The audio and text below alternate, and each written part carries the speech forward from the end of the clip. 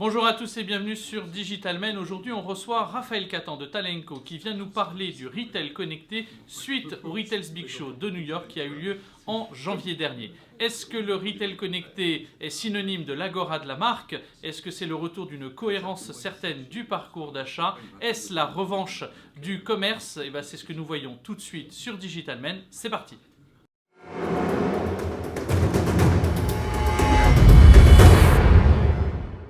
Eh bien, bonjour Lionel, bonjour Raphaël. Salut Mathieu. Et bienvenue pour cette nouvelle vidéo. Et comme on vous l'a dit, on va parler retail connecté, de choses absolument passionnantes. C'est parti. Quelques mots déjà peut-être sur toi, Raphaël. Écoute, merci Mathieu, bonjour. Je suis donc directeur conseil associé chez Talenco, spécialiste de l'accompagnement humain de la transformation digitale. On travaille sur l'engagement des dirigeants, la formation, la sensibilisation.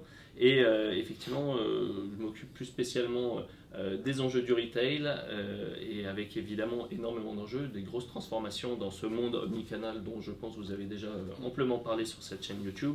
Et c'est vrai que c'est le moment pour que l'ensemble des retailers passent à l'action pour changer les pratiques et les façons de faire du commerce aujourd'hui. Il était là ce matin parce que tu nous parles, excuse-moi Lionel, je t'ai coupé parce que tu nous parles, donc tu reviens du Big Retail Show, du Retail Big Show de New York. Alors c'est un petit peu tard parce que ça date de janvier, mais on n'a pas trouvé des agendas communs. Enfin, tu vas nous parler de retail connecté. Je vais te parler du retail connecté, effectivement, je vais te parler de retail connecté. Il s'est passé plein de choses, on a découvert plein de choses, plein de tendances au Retail's Big Show en janvier dernier, mais c'est quelque chose qui évolue constamment et j'ai même des exemples qui sont apparus et qui ont émergé depuis. D'ailleurs, je crois que tu veux tout à l'heure, à la fin, parler aussi de Carrefour Mons, ouais, totalement. dont tout le monde parle en ce moment. Ok, great. Oui. Vas-y Lionel, Ben oui. c'est bon. Bon, je sais pas. Je sais même plus ce que je voulais dire tout à l'heure. Mais bon, c'est pas grave. Non, moi, ma grande question au niveau du retail, d'abord, retail, on va expliquer juste le mot parce que Oui, en français. oui, c'est ça, exactement. Retail, point de vente. Vas-y, point de vente. C'est tout ce qui magasin, chaîne, franchisé, indépendant. On va parler de retail connecté dès lors que l'on va parler en fait du phénomène DOOH, c'est-à-dire le DOOH, c'est-à-dire le Digital Out of Home. Et donc, c'est directement l'intégration d'interfaces digitales, d'interfaces numériques dans les commerces directement physiques, ce qu'on appelle, et on en parlera tout à l'heure, un mot-clé, le figital, c'est ça? C'est ça, c'est oui, ça. C'est la fin. Donc on en parlera à la fin, voilà. Et donc ce qui est intéressant, c'est de voir que le retail connecté n'est pas, et ça je pense que tu peux le confirmer Raphaël, le simple ajout d'interface numérique finalement dans le magasin, ça va plus loin que ça. C'est exactement ça, c'est repenser le rôle du magasin dans un parcours d'achat global omnicanal. Et aujourd'hui, on sait que les parcours d'achat, on peut potentiellement les faire 100% online. Donc le rôle du magasin vient changer. En introduction, Paul Gaynor, qui est le VP des Disney Store, explique que l'omnicanal n'est plus un moyen d'enchanter les parcours clients, c'est plutôt une barrière minimale à l'entrée, un prérequis pour quiconque entend faire aujourd'hui du commerce. Et pourtant, le magasin est toujours central dans l'acte d'achat. Donc, quasiment tous les achats, le passage, il y a un passage en magasin dans la digital journée ou dans le shopping journée, donc dans le parcours d'achat. Son rôle a changé. Et c'est là où le digital vient ajouter une nouvelle valeur au magasin. On ne vient pas forcément acheter dans le magasin, conclure l'acte. On vient vivre quelque chose, on vient prendre de l'information, on vient échanger, on vient comprendre les usages autour du produit.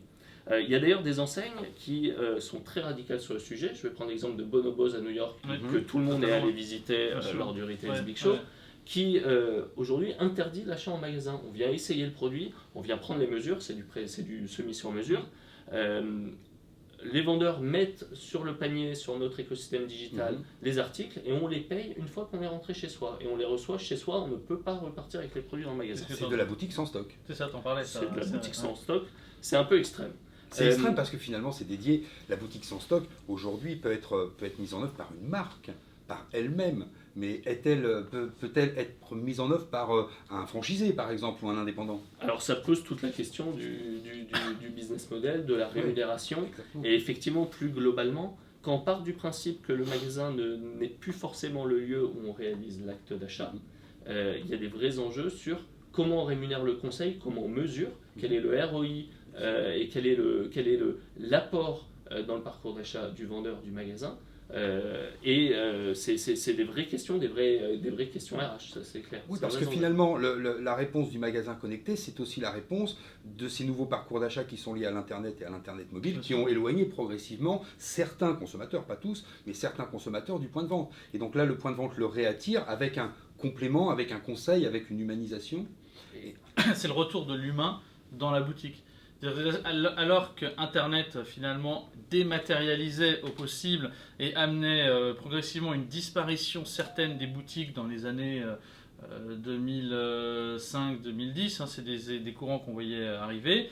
Progressivement, on s'aperçoit que finalement le digital, bien au contraire de supprimer, apporte beaucoup plus d'humain et de valeur ajoutée. Et par contre, nécessite aussi d'avoir une nouvelle expertise. C'est-à-dire qu'on considère que le vendeur doit être un expert dans son domaine.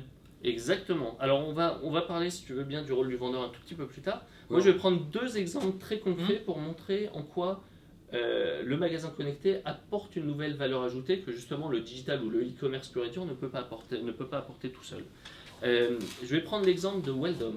Weldom a lancé tout un écosystème omnicanal. Aujourd'hui, vous pouvez vous rendre dans un magasin Weldom pour regarder, par exemple, vouloir acheter une table de jardin. Oui, Weldom, c'est un magasin de bricolage. voilà, Proximité côté village. Que tu connais. Et connaît plutôt en région. parfaitement. Et plutôt en région. Salut à nos amis de Weldom en espérant qu'ils nous regardent. Et plutôt en région, ils nous regarderont, j'enverrai la Mais vidéo à je- Sylvie Deschamps. Donc, Weldom, aujourd'hui, tu te rends chez Weldom, tu veux acheter une table de jardin. Ouais. Manque de peau, tu vois la table, tu l'aimes bien, mais tu n'es pas sûr et certain de la taille de ta terrasse et si ta table va bien rentrer sur ta terrasse. Or, il y a une promo qui s'arrête le soir même, tu veux profiter de cette promo et puis le vendeur te le fait bien, te met dans une situation d'urgence.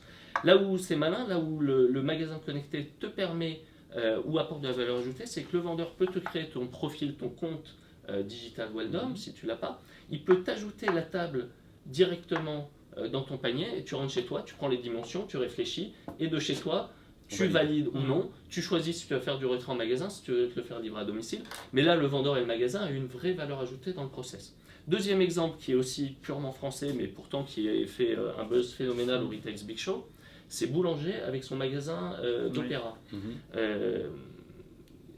C'est un magasin forcément plus petit, c'est un flagship ultra connecté, mais forcément Opéra dans Paris c'est plus petit. Un flagship, un magasin étendard, un modèle, un laboratoire des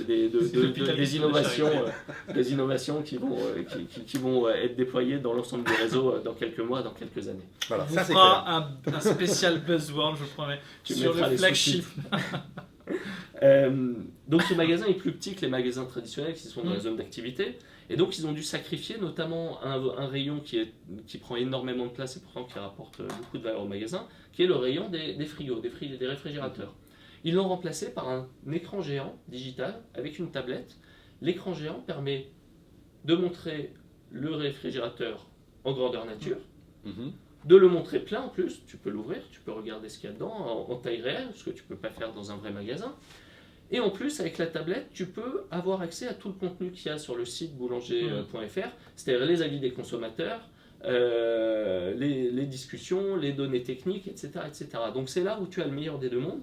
Tu as besoin de toucher, voir le produit, le sentir, et tu as le meilleur de ce qui se fait sur le web, tout ça concentré en magasin. Et là, tu apportes une réelle valeur ajoutée à la digitalisation du point de vente. Donc on est bien loin du simple fait, comme certaines boutiques ou certaines chaînes le font, d'ajouter juste quelques tablettes et de croire qu'on est connecté parce qu'on a juste ajouté 2-3 points numériques sans véritable valeur humaine ajoutée. Exactement, là on est plutôt de l'ordre du gadget, de la gamification, pourquoi pas, ça peut créer de l'engagement, il y a des expériences assez intéressantes pour engager les enfants, pour occuper les enfants, notamment et les faire consommer. Chez Hershey's, notamment à Times Square, qui est le magasin Hershey's, c'est un chocolatier, il y a des tablettes où tu peux personnaliser tes plaquettes de façon très rapide, c'est très sympa, c'est très ludique et ça crée de l'engagement, ça crée de l'achat concrètement, mais moi je me suis fait avoir, j'ai acheté. C'est pas ça qui va changer radicalement le parcours d'achat. Le fond du message, c'est comment le magasin s'insère dans un nouveau parcours omnicanal. Donc en quoi cette digitalisation est une nécessité, une survie pour un point de vente, pour un magasin? Alors, pour répondre à cette question, il faut bien comprendre deux choses.